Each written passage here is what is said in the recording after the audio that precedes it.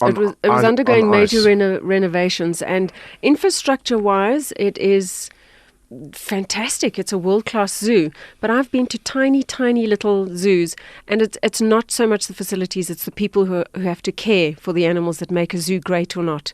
So if there's behavioral enrichment and the animals are well cared for, you can have a beautiful zoo that the lions are in like 2 hectares, but if they're not cared for properly, if there's not that concern and interest, then it's not a good zoo. So money definitely helps, and he had the money because it was Gaddafi's son's little pet project there. So enormous funds poured into the zoo. So the infrastructure is superb. It was designed by a British team and was being built by a Korean engineering company who fled when the violence started in February. So everything's kind of left. There's like workers' boots and helmets and everything's still just there abandoned. lying around. Oh, and lying around. There's just, they had a rocket come through the hippo night room. They've got this beautiful big mammal enclosure. And you can walk around and just pick up bullets. So an experience that you, I'm sure, will always remember. Are you going to be going back anytime soon? I don't know about to Tripoli, but Dr. Amir Khalil will definitely be going back because Four Paws has pledged to keep the zoo running for a month, and what they're very involved with then is setting up systems and funds for it to be self-sustaining after that. They're going to have to look at obviously opening the zoo, and the zoo hasn't been open to the Libyan people for the last few years. He said 2 years. Really? We heard 2 years, and we also heard 3 years.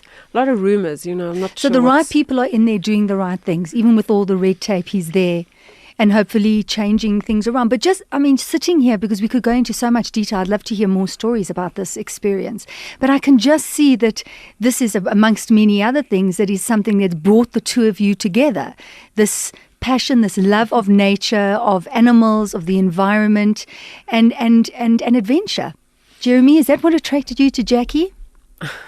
No, because she was wild. You see, Jackie, it's that wild thing coming out again. No. Yeah, I think that was part of it, actually. She... Because it's not often that you'd find a married couple, going up into northern Africa and saving animals and, risking their lives. You've got to have this common bond and shared love of what you're doing. Oh, yeah, I see what you're saying. Yeah, if it wasn't there, then I'd be doing that, and I don't know what you would be doing. I think the thing is that, because of my career, I had a very structured life.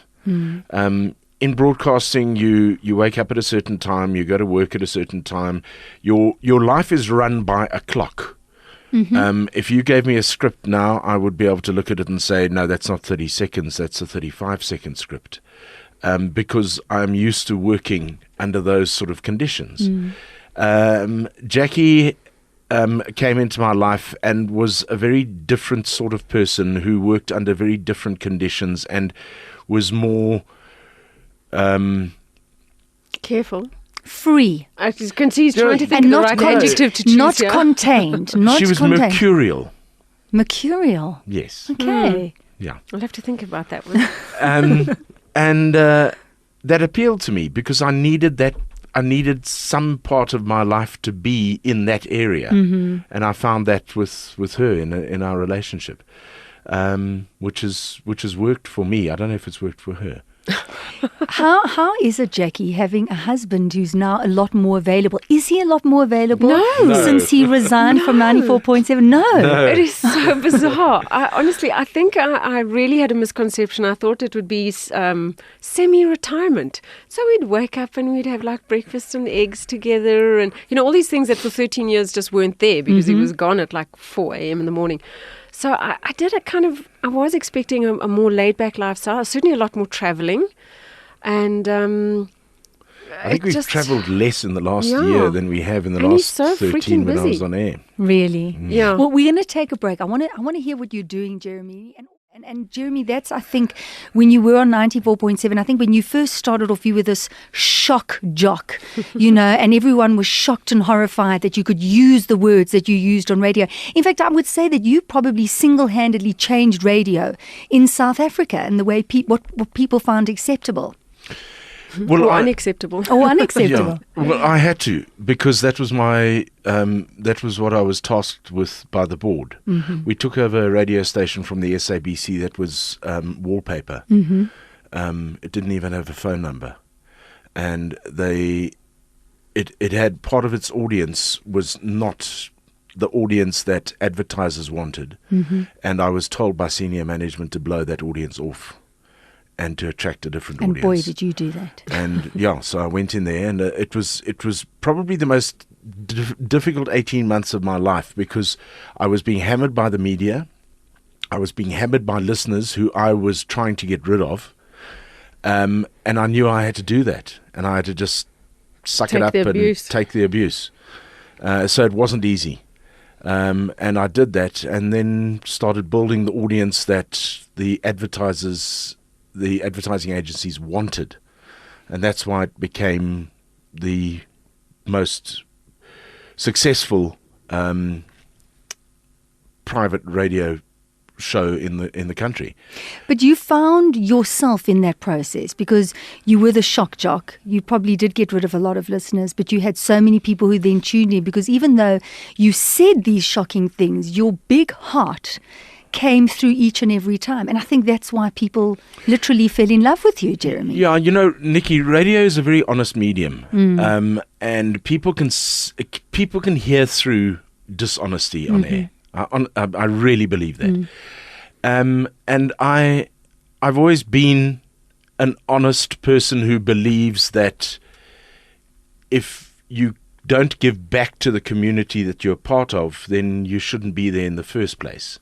So I've always believed in that, and I've always tried to achieve that. So whenever a commercial proposition came up, I would always be the one who would turn around and go, okay, how can we use this though to benefit charity?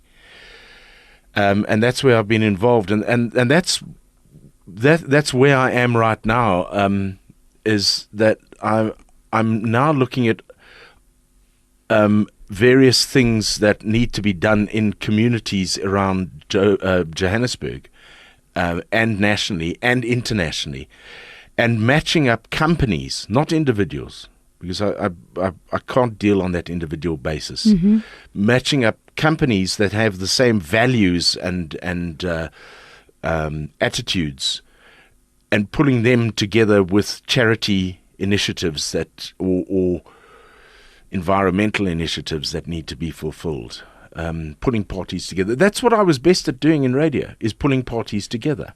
So then let me ask this question. When you were diagnosed with cancer and you went through your treatment, and we all went through that whole treatment with you, and then when we heard you were in remission, there was this great sense of celebration and great relief.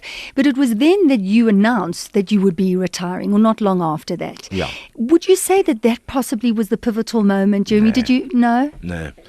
No, you know what? It was a whole. There was a whole host of reasons why I decided it was time to get out of broadcasting. Well, one of them was because I've always believed that you get out when you're on top. But it's hard to get out when you're on top. Yeah, I was scared about that, because I thought, what happens if 3 months down the line I suddenly turn around and go, geez, I'm missing this too much.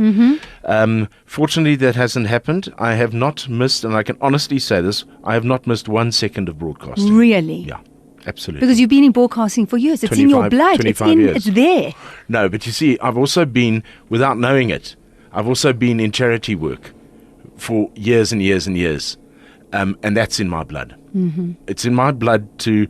I'll never forget, there was a professor from I think the University of Columbia years ago, who was doing a thesis or a research project on what makes individuals happy.